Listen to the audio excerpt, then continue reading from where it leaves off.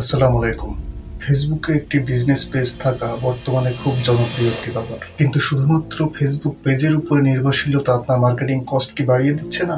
Facebook কোনো কৌশলে আপনার কাছ থেকে বেশি বেশি টাকা বের করে নেওয়ার ফন্দি করছে না তো? যদি করে থাকে তাহলে সে সকলের অগোচরে এগুলো কিভাবে করছে? আজকে আমরা আপনাদেরকে সাথে নিয়ে এ বিষয়ের সত্যতা উদ্ঘাটন করতে চাই। তাহলে চলুন শুরু করা যাক।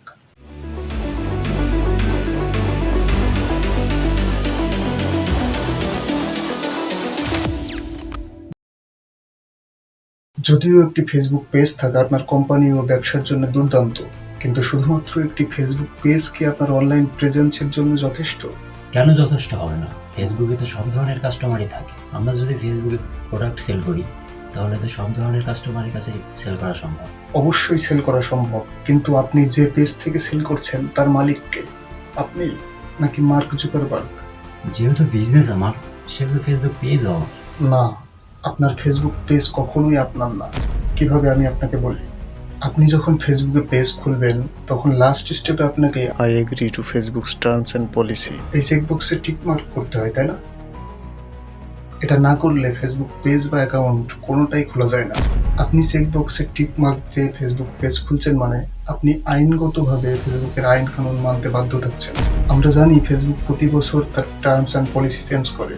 ধরুন গত 5 বছর ধরে আপনি একটি ফেসবুক পেজ খুলে সেখান থেকেই আপনার বিজনেস পরিচালনা করছেন। বহু কষ্ট করে আপনি 50 লক্ষ ফলোয়ার তৈরি করেছেন। হঠাৎ আপনি একদিন দেখতে পেলেন আপনার ফেসবুক পেজ রেস্ট্রিক্টেড হয়ে গিয়েছে। আপনি ফেসবুকের কাস্টমার সাপোর্টের সাথে যোগাযোগ করলেন।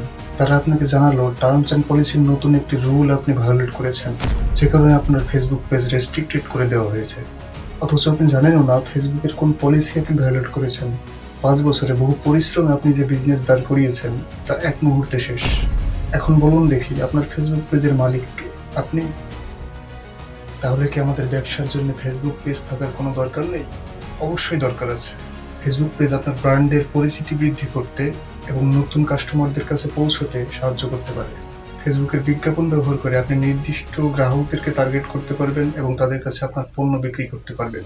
কিন্তু শুধুমাত্র ফেসবুক পেজের উপরে নির্ভরশীল হওয়া যাবে না।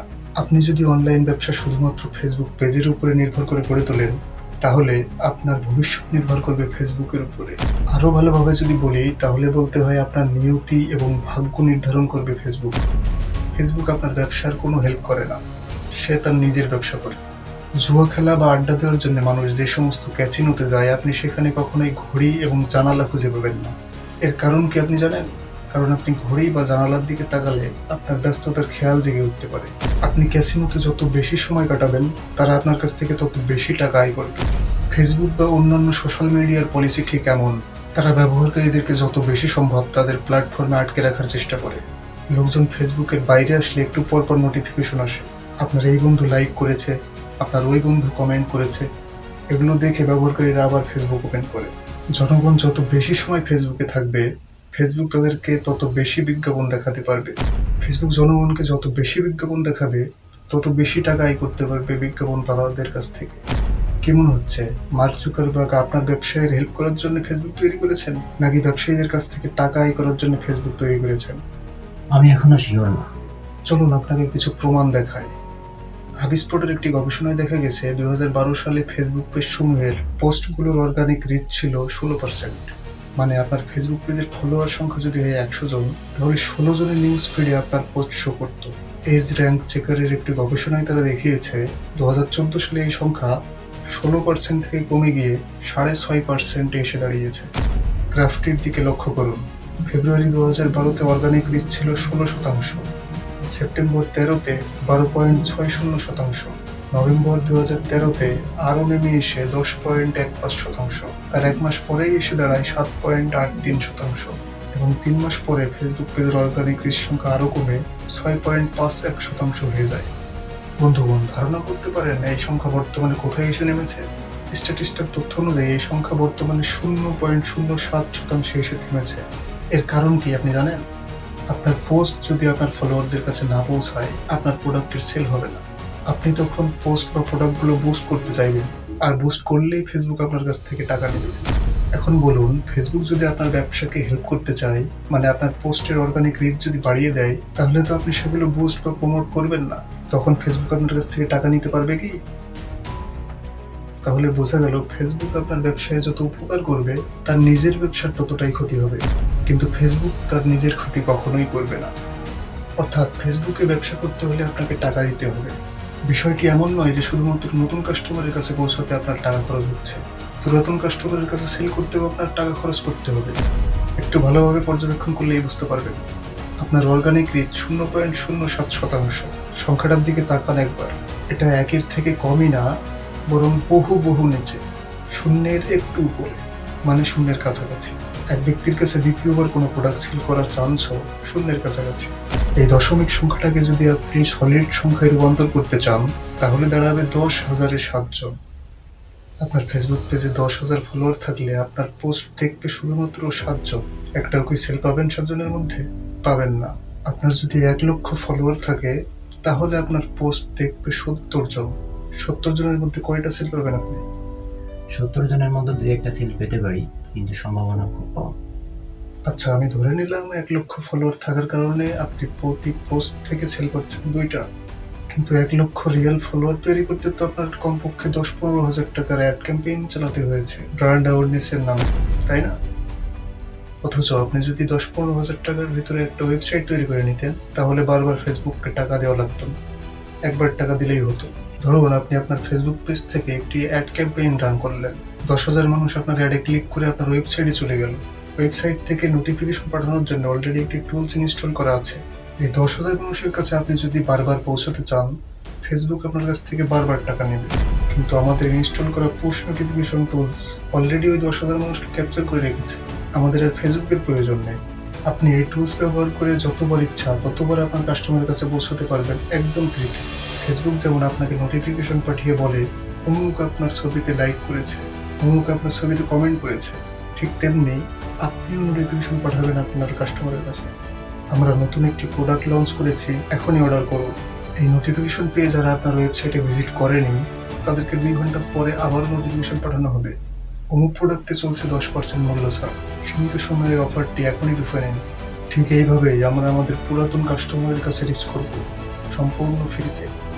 আপনার বাড়িতে তো টাকার গাছ লাগানো নেই যে আপনি প্রতিদিন টাকা ছেড়ে ফেসবুককে দিবেন। হয়তো সে ফেসবুক ব্যবহার না করে যখন প্রয়োজন ঠিক তখনই আমরা ফেসবুক ব্যবহার করব। শুধুমাত্র নতুন কাস্টমারের কাছে পৌঁছাতে আমরা টাকা দেবো ফেসবুককে। ব্যবসা আপনার, পরিচালনা করছেন আপনি। ফেসবুক শুধুমাত্র একটা মাধ্যম হওয়ার কারণে সে বারবার আপনার কাছ থেকে টাকা নিয়ে যাবে? Is this a joke?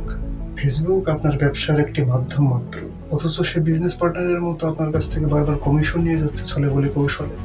যখন যেমন ইচ্ছে তখন তেমন করে যাচ্ছে, আর আপনি সেগুলো মেনে নিচ্ছেন কৃতদাসের মতো। এখানে প্রশ্ন চলেই আসে, আপনি ফেসবুক ব্যবহার করছেন নাকি ফেসবুক আপনাকে ব্যবহার করছে?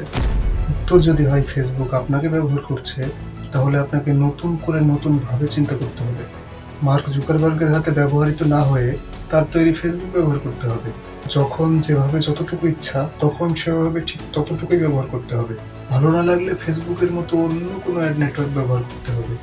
কিন্তু তার জন্য প্রথমেই ফেসবুকের উপর থেকে আপনার নির্ভরশীলতা সম্পূর্ণরূপে কমিয়ে আনতে হবে। আপনার একটা নিজস্ব প্ল্যাটফর্ম থাকবে, মানে একটা ওয়েবসাইট থাকবে, যেখান থেকে আপনি আপনার ব্যবসা আপনার নিজস্ব আইনে পরিচালনা করবেন। ফেসবুক পেজ রেস্ট্রিক্টেড করে দেওয়ার জন্য মার্ক জুকারবার্গ বিভিন্ন ধরনের টার্মস অ্যান্ড পলিসি এবং আলাদা একটা টিম তো সেট আপ করে রেখেছে, কিন্তু আপনার ওয়েবসাইট রেস্ট্রিক্টেড করে দেওয়ার কেউ নেই। এখানে আপনি নিজেই রাজা, নিজেই বাদশা। যখন আপনার একটা নিজস্ব ওয়েবসাইট থাকবে, তখন আপনি ফেসবুকের মতো অন্যান্য অ্যাড নেটওয়ার্ক ব্যবহার করতে পারবেন। আমি বলছি না যে ফেসবুক আমরা ব্যবহার করব না, আমরা অবশ্যই ফেসবুকের পাওয়ার ব্যবহার করবো আমাদের বিজনেসের কাজে। তবে ফেসবুকের বিছিয়ে রাখা জালের বাইরে এসে ঠিক যতটুকু ইচ্ছা ততটুকু ব্যবহার করব। সেদিন অনলাইনে দেখলাম এক বেউকুফ ইনসান সকালে খালি পেটে গোমূত্র পান করে বলছে, নিজের নামে ওয়েবসাইট খোলার কি দরকার? মার্ক জুকারবার্গের নামে তো ফেসবুক রয়েছে, ফেসবুকে ব্যবসা করেন। আমি বললাম, बेवकूफ इंसान, अगर तेरे को तेरा अपना बीवी पसंद नहीं है तो तू जा जो और अच्छा का बीवी होता है उनके पास। সাধারণ लोगों का दिमाग क्यों खराब कर रहा है? সে বলছে, ভাই অনেক সময় ডোমেইন হোস্টিং এর সার্ভিস সুবিধাজনক হয় না। আমি বললাম, अगर तेरी बीवी को कोई साड़ी सुविधाजनक नहीं लगा तो तू नया साड़ी गिफ्ट करेगा, या तू वहाँ चला जाएगा जहाँ से एड्स फैलते हैं और कहेगा तेरा साड़ी सुविधाजनक नहीं है, तू हट, तेरा भी अच्छा नहीं है, तेरा साड़ी अच्छा लग रहा है, तू आ मेरे साथ, हम दोनों मिलकर क्वालिटी टाइम स्पेंड करेंगे। क्या तू ऐसा करेगा? ये सुनकर वो गोमूत्र वाला आदमी दौड़ के भाग गया।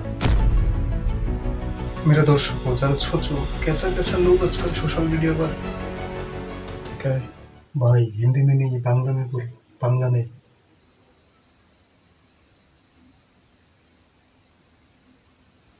দর্শকবৃন্দ ভাবুন একবার কেমন কেমন লোক সোশ্যাল মিডিয়ায় এসে আজকাল মানুষের মগজ ধুলাই করছে। হয়তো নতুন নতুন ফেসবুকে অ্যাড রান করে শিখেছে আর বলছে আসুন ফেসবুকে ব্যবসা করুন আর আমাকে টাকা দিন আমি আপনাদের অ্যাড রান করে দেবো। ধরুন এক ব্যবসায়ী তার নিজের ওয়েবসাইট থেকে জামদানি শাড়ি বিক্রি করছে আর একজন বিক্রি করছে তার ফেসবুক পেজ থেকে। মানুষজন যখন গুগল ইয়াহু বিং এর মতো সার্চ ইঞ্জিন থেকে জামদানি শাড়ি লিখে সার্চ করবে তখন তারা কাকে খুঁজে পাবে? যে ফেসবুক পেজ থেকে সেল করছে তাকে খুঁজে পাবে নাকি যে নিজস্ব ওয়েবসাইট থেকে সেল করছে তাকে খুঁজে পাবে? অবশ্যই যে ব্যক্তি নিজস্ব ওয়েবসাইট থেকে সেল করছে লোকজন তাকেই খুঁজে পাবে, কারণ ফেসবুক পেজ এসইও ফ্রেন্ডলি না, কিন্তু আপনি নিজের ওয়েবসাইটে এসইও করতে পারবেন। ফলে ফেসবুকের ওই ব্যবসায়ী ফ্রিতে এই কাস্টমারগুলো পাবে না। একদিকে নিজের ফলোয়ারদের কাছে সেল করতেও ফেসবুক টাকা নিচ্ছে, অন্যদিকে সার্চ ইঞ্জিন থেকে যে সমস্ত কাস্টমারগুলো ফ্রিতে আসার কথা সেগুলোও হারাচ্ছে। নিজস্ব ওয়েবসাইট না বানিয়ে আপনি যদি ফেসবুক পেজ নিয়েই পড়ে থাকেন তাহলে আপনি ডিজিটাল মার্কেটিং এর ফুল পাওয়ার কখনোই ব্যবহার করতে পারবেন না। নিজের ব্র্যান্ড অনুযায়ী ফেসবুক পেজ কখনোই ডিজাইন করতে পারবেন না, কিন্তু নিজের ব্র্যান্ড কালার এবং ফন্ট ব্যবহার করে অবশ্যই আপনার নিজের ওয়েবসাইট ডিজাইন করতে পারবেন। বর্তমানে ফেসবুকের পপুলারিটি তুঙ্গে, কিন্তু কতদিন সে এত জনপ্রিয় থাকবে তার কোনো গ্যারান্টি নেই। ফেসবুক নিজেও এই ভয়ে থাকে যে অন্য কোনো প্ল্যাটফর্ম তার আগে না উঠে যায়।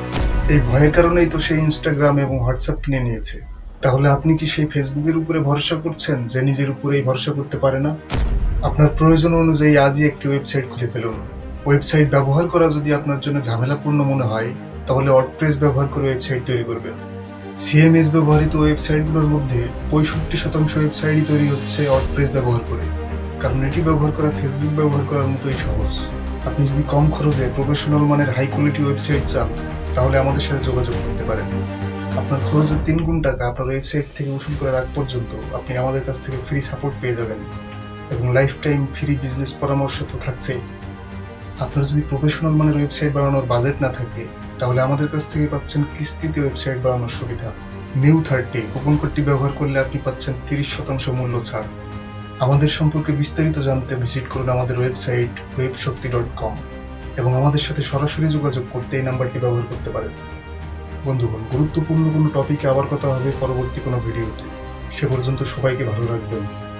ধন্যবাদ।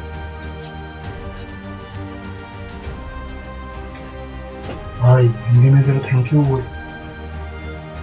हमारे साथ जुड़े रहने के लिए आपको बहुत बहुत धन्यवाद।